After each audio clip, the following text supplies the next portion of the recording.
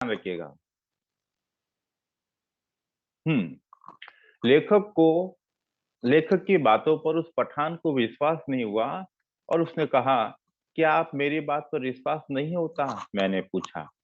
मुझे आपकी बात पर पूरा यकीन हो गया, पर मैं इस ईमान पर मैं इस पर ईमान नहीं कर सकता कि आप हिंदू हैं, क्योंकि यहाँ कोई भी हिंदू, ध्यान से सुनिएगा, यहाँ कोई भी हिंदू आपकी कही हुई बातों को इतने फक्र के साथ किसी मुसलमान से नहीं कह सकता। उनकी नजर में हम आतताइयों की औलाद हैं।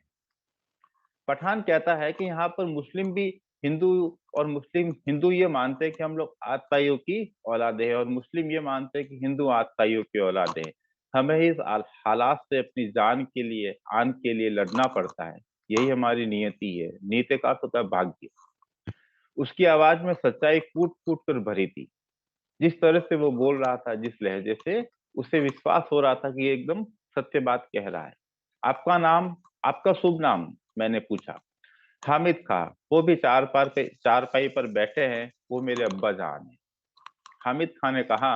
मैं हामिद खां हूँ, और वो जो दूर चारपाई पर बैठे हैं वो मेरे पिताजी हैं। अच्छा, आप 10 मिनट तक इंतजार कीजिए, सालन अभी पक रहा है, मैं इंतजार करने लगा।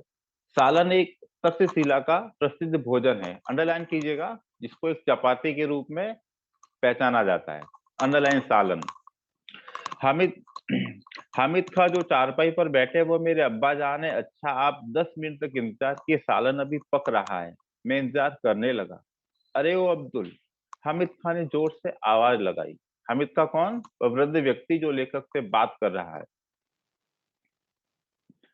एक छोकरा दौड़ता हुआ आया, जो आंगन में चटाई छिपाकर लाल मिर्च सुखा रहा था। छोकरा यानी लड़का। एक लड़का आया जो मिर्ची सुखा रहा था। हामिद खान ने पश्तो में उसे कुछ आदेश दिया। अंडरलाइन पश्तो एक प्राचीन भाषा है अफगानिस्तान की, जो रूस के इलाके तक बोली जाती है। वो दुकान के पिछवाड़े की तरफ भागा। भाईजान, जालिमों ने इस दुनिया में शैतान भी लुक छुप कर चलता है। किसी पर धौंस जमाकर या मजबूर करके हम प्यार मोल नहीं ले सकते। आप ईमान के, मोहब्बत के नाते मेरे होटल में खाना खाए हैं, खाना खाने आए हैं। ऐसी ईमानदारी और मोहब्बत का असर मेरे दिल में क्यों न हो। अगर हिंदू और मुस्लिम ईमान से आपस में मोहब्बत करते तो कितना अच्छा होता। धीमे स्वर में बोलते हुए वो अंगीठी से चपा आखिरी चपाती उतार कर खड़ा हो गया। वहां पर जो दंगे हो रहे थे, वो दंगे मुस्लिम और मुस्लिम में हो रहे थे। लेकिन इसके विपरीत उसकी होटल में एक व्यक्ति आया था जो हिंदुस्तान से था, और वह हिंदू होते हुए भी एक मुस्लिम होटल पर खाना खा रहा था, और बड़े प्यार और तरीके और सलीके से बात कर रहा था।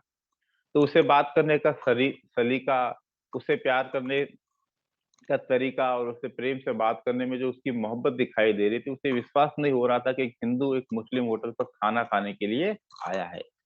जो छोकरा पिछवाड़े की तरफ गया था, उसने एक थाली में चावल लाकर सामने रख दिया। हामिद खान ने 3-4 चपातियां उसमें रख दी। फिर लोहे की तस्करी में सालन परोसा। अंडरलाइन सालन। सालन एक सब्जी का नाम।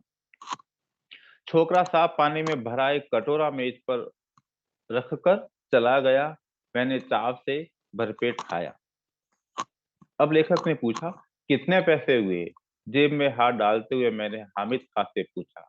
मुस्कुराते हुए हामिद खान ने हाथ पकड़ लिया और बोला, भाईजान, माफ कीजिएगा, पैसा नहीं लूंगा, आप मेरे मेहमान हैं। पूरे कोटेशन को अंडरलाइन कर लो।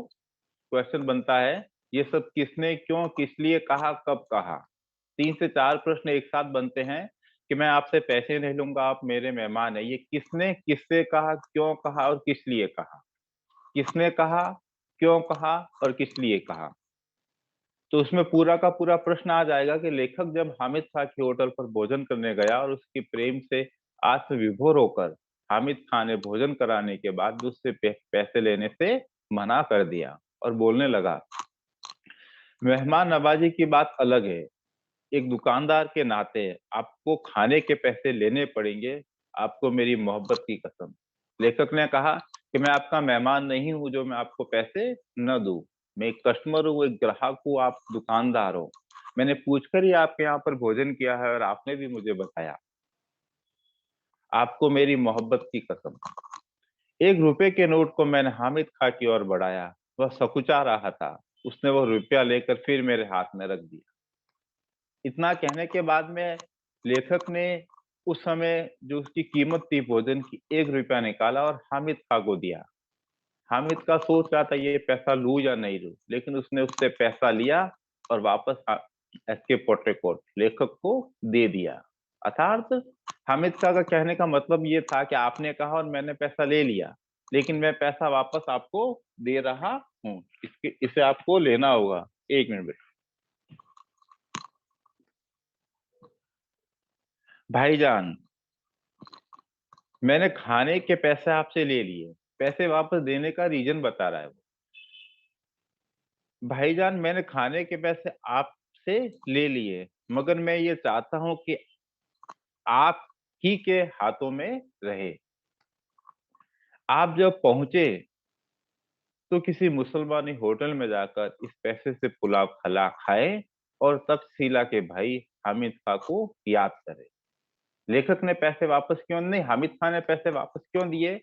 कि मैंने ये पैसे आपसे ले लिए और मैं ये पैसे आपको वापस दे रहा हूँ, आप अपने पास से रखना। आप जब कभी भी यहाँ से जाओ तो किसी मुसलमानी होटल में खाना खाना और याद करना कि ये पैसे हामिद खान ने आपको वापस दिए थे। कहने का मतलब ये था कि किसी दूसरे व्यक्ति को भी और लगेगा कि एक व्यक्ति दूसरे व्यक्ति से कितना स्नेह करता है। वहां से लौटकर मैं तक्षशिला के खंडरों की तरफ चला गया। उसके बाद मैंने फिर कभी हामिद खां को नहीं देखा, पर हामिद खां की वह आवाज, उसके साथ बिताए क्षणों की यादें आज भी ताजा है। उसकी वह मुस्कान आज भी मेरे दिल में बसी है। तक्षशिला के सांप्रदायिक सांप्रदायिक दंगों की चिंगारियों की आग से हामिद था, और उसकी वह दुकान जिसने मुझ भूखे को दोपहर में चाय और खाना देकर मेरी क्षुधा को तृप्त किया किया था, बची रहे।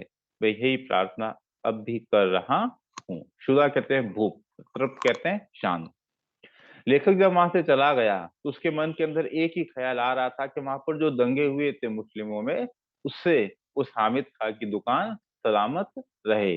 वे दंगे करने वाले लोग हामिद खां की दुकान को नुकसान न पहुंचाए, क्योंकि उसको पूरा विश्वास था कि लोग उसकी दुकान को नष्ट कर देंगे, क्योंकि दंगे दंगे वहां के सांप्रदायिक दंगे थे।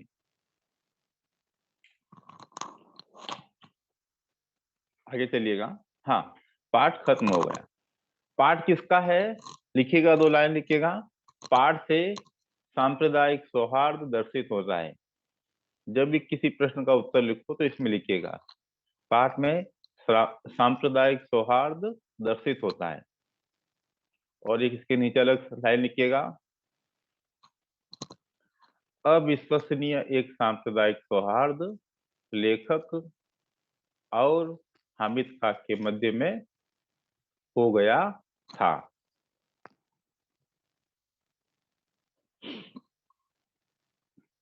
आगे चलिएगा। नेक्स्ट में प्रश्न संख्या 4। प्रश्न संख्या 3 हमने शुक्रवार को कर लिए थे। प्रश्न संख्या 4 ध्यान से सुनिएगा। हामिद खां ने खाने का पैसा लेने से इनकार क्यों किया? हामिद खान ने लेखक एस के पोटेकोट से पैसा लेने से इनकार इसलिए किया, क्यों कि वह एस के पोटेकोट की आत्मीय भावना से, सांप्रदायिक भावना से ओतप्रोत हो गया था, और उसे कुछ ऐसा लगने लगा कि ऐसा व्यक्ति जो किसी भी भेदभाव के, जो किसी भी धर्म जाति और संप्रदाय से दूर होकर के अपने खुशी मन से मेरे यहाँ भोजन करने आया, और इसी आत्मीय भाव से हामिद का उसका मित्र बन गया। मालाबार में हिंदू मुस्लिमों के परस्पर संबंधों को अपने शब्दों में लिखिए। पाठ स्टार्ट किया था सबसे ऊपर ही आया था। लेखक ने कहा था कि हिंदू मुस्लिम संप्रदाय ने जहाँ सबसे पहले मस्जिद बनाई वो मेरे राज्य में है, कुड्डू मंगलूर।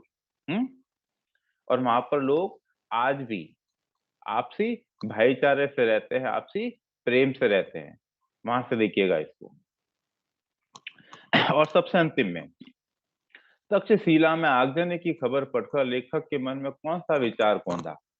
इससे लेखक के स्वभाव की किस विशेषता का परिचय मिलता है? सबसे अंतिम में, जब अपने अभी पढ़ा है, पेज नंबर 39 के सबसे एंड में, तक्षशिला में आगजनी की खबर को पढ़ करके लेखक के मन में कौन सा सवाल गूंजा? सबसे पहले यही गूंजा कि मेरा मित्र जो हामिद का है, वो कैसा होगा, किस अवस्था में होगा और किस विशेषता का परिचय मिलता है? लेखक जब तक्षशिला में आगजनी की घटना को अखबार में पढ़ता है, तो लेखक के मन के अंदर मित्र भाव जागृत होता है, आत्मीय भाव जागृत होता है और उस आत्मीय भाव से उसे हामिद खां की याद आती है, जिस होटल पर उसने भोजन किया था, जहाँ पर उसने अपनी शुदा को तृप्त किया था। और वो ईश्वर से ये प्रार्थना करता है कि इस दंगों के अंदर मेरे मित्र हामिद खां की दुकान सही सलामत रहे, उसे किसी भी प्रकार का कोई नुकसान न हो। सौहार्द की भावना लेखक के मन के अंदर जागृत होती है अपने मित्र के प्रति। अब आप एक बार सारे प्रश्न पढ़ लीजिए क्विकली, और आपको किसी भी प्रश्न में यदि कोई परेशानी है तो पूछ लीजिए जल्दी से। हामिद खां का परिचय हामिद खां से किन परिस्थितियों में हुआ? पाठ के शुरुआत में।